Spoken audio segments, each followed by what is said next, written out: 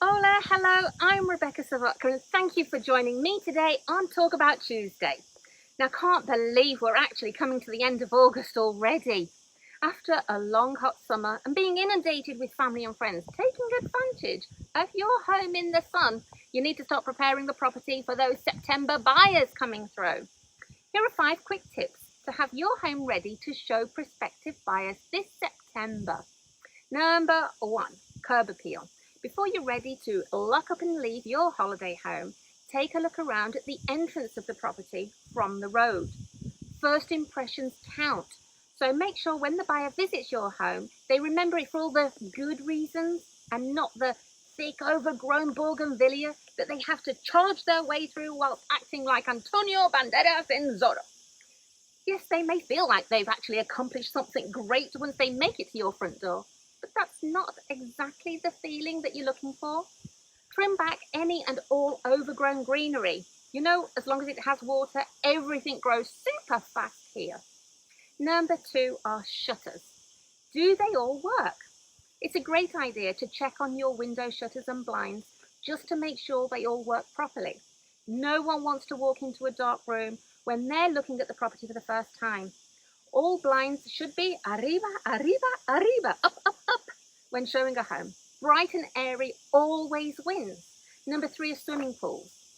If you have a private pool, you need to make sure the water remains as inviting as possible, but more importantly, crystal clear.